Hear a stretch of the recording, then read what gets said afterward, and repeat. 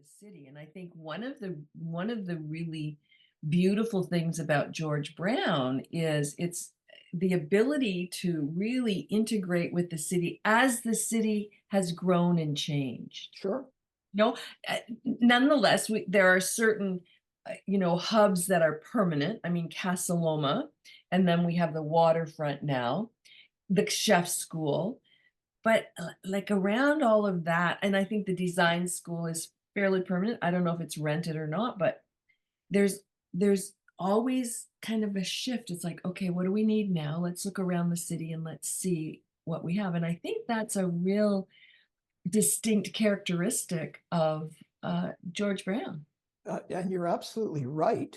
And it worked to our advantage in some ways, in that, for instance, the culinary division, if you want to call it that, was originally based at Kensington, right in the Kensington Market. Right. Terrific. Kensington Market, lots of international food. On the other hand, when I start reading the history, I feel it's sort of like we've been chased from one place to another. This.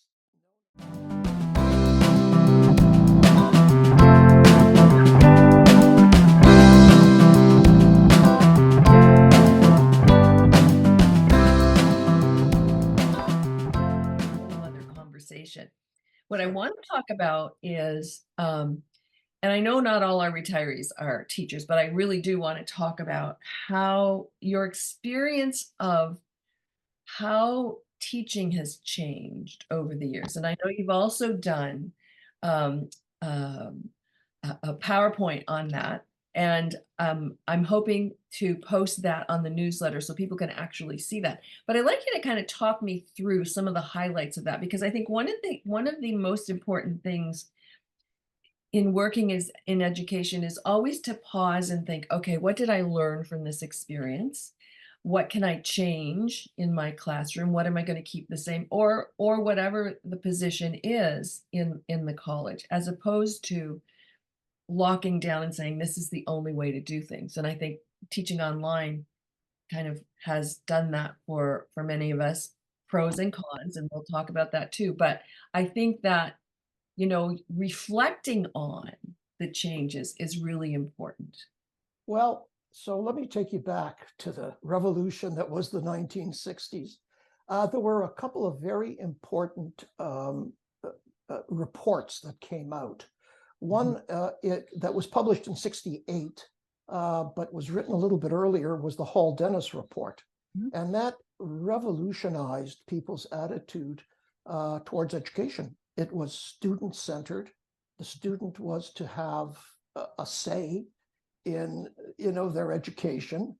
What do you want to learn? It comes from the student, and we as teachers then respond. This is the whole guide by the side concept. So Mhm. that was terrific. It gained, it took a grip on education, and institutions did begin to change. George Brown. Okay, so where did the administration and faculty of George Brown? Where did they come from? A lot of them were military men back Mm. in the day, and to their idea, the hierarchy was, the way to do things. Even the first president, C.C. Lloyd, was a military man, served Army, can't remember. Anyway, he was a military person. There were many, many others as well. So there was that mentality. Mhm. Many of our early courses had to do with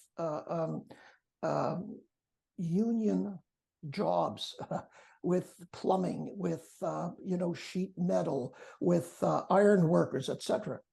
And the Unions, trades. yeah, the trades. Yeah. The trades are very, very rigid. I mean, there's the master. Right. Right. Incidentally, I was an associate master or an assistant master. I was not a professor. When I came in, I was a master. Everybody was. As I said, I went to sleep at one point in the 80s as a master and woke up as a professor. There was mean, my wife was not impressed, but there was a change sometime in the 80s in the mentality and the way people saw the college.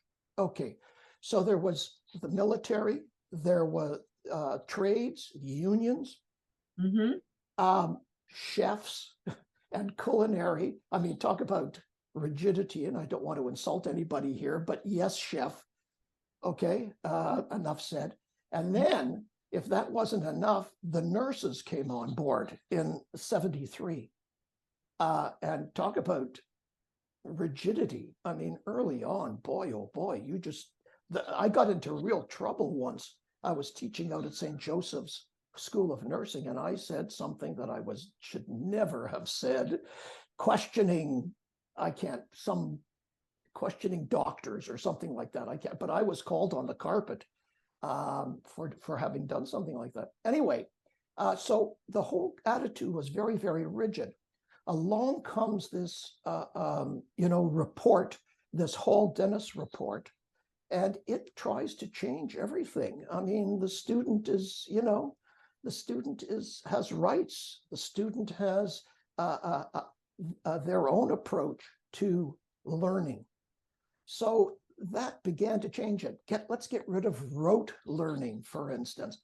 They even went so far as to say, let's get rid of grades. Let's get rid of final marks completely. It was very revolutionary. Some of it caught on, and some of it didn't.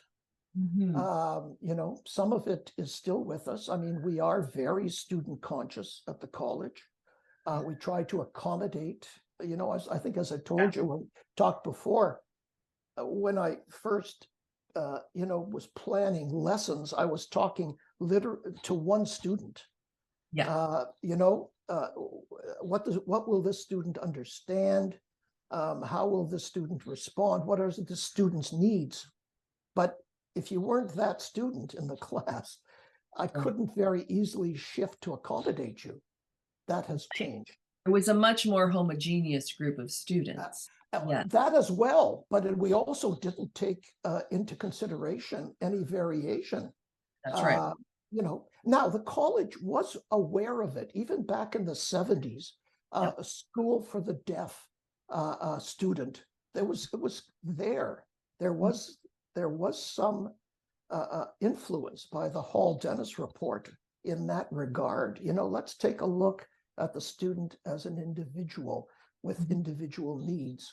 So some of it took hold and is still with us. A lot of it came face to face with another revolution. And that was the business model that started to sneak up on us. That had a very, very profound effect on time, on energy, where you put your energy. I can remember once, very early on at Casa Loma, a new teacher came in, and his first day, and he wanted a course outline. And the secretary, and I don't mean that in any derogatory way, but that's what she was at the point, said, yeah, I don't think we've got a course outline. Just go and teach. Right. That changed. And the business model said, not only are you going to have a course outline, but you are going to have objectives, which then became outcomes and objectives. And that's what you teach to. Now, that was in contravention of Hall-Dennis, because Hall-Dennis said, no, let the student go where the student wants to go. You follow the student and facilitate, clear the path. Not what the business model said. So we went from, I can't remember how long a semester was, but the semester was, let's say, 16 weeks. That's right. 17 weeks, to 717. And this is what needs to happen in each of these segments of the semester, was outlined, right? What can I tell you? I can remember taking students on field trips. Mhm. We had a bus, George Brown bus. The bus came and picked us up, took us to wherever we were going for the entire day. I checked with the other teachers who were supposed to have these students. Mhm. And they said, sure, or it's fine, go for the whole day, doesn't matter. Took them for the whole day, were very valuable, I thought. Mhm. Couldn't imagine doing that today. Uh, if it's going to be some kind of trip, it's going to be virtual. It's not going to be in Right, reality. right, So right. there Well, you go. it's interesting, as you're talking, about the shifts and changes.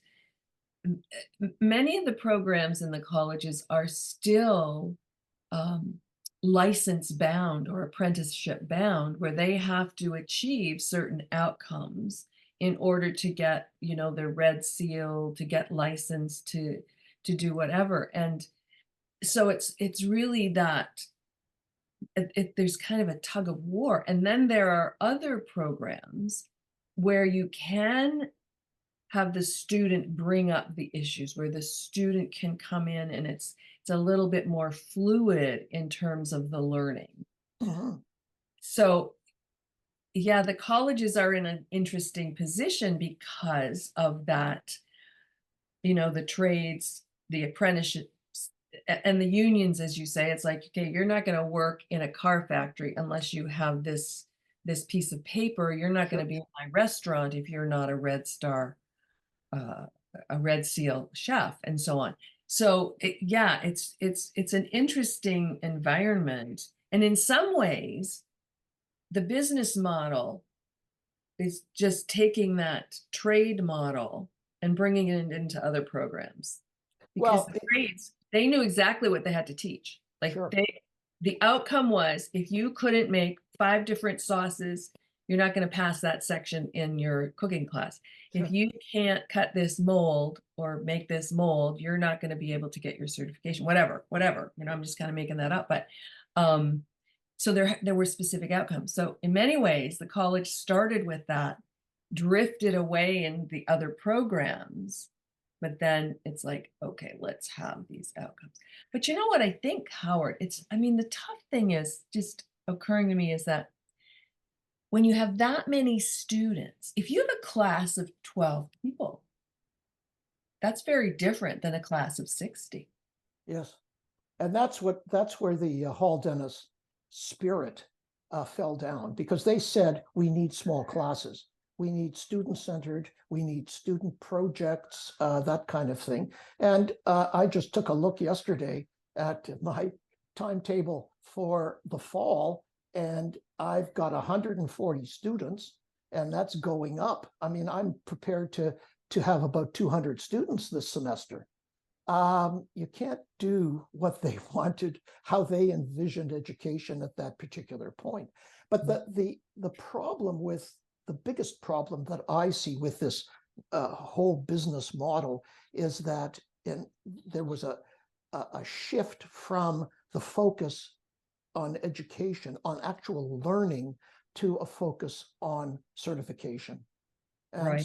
students today are, are they interested in the material? Sure, they are. Of course, they are. But it's the certification that concerns them. Now, I'm not going to for a second pretend that we all went to school simply to get educated. We also Right. went for the degrees and the certificates, Yep. but not to the extent that we've got today. That is the foremost in the student's mind today, the certification.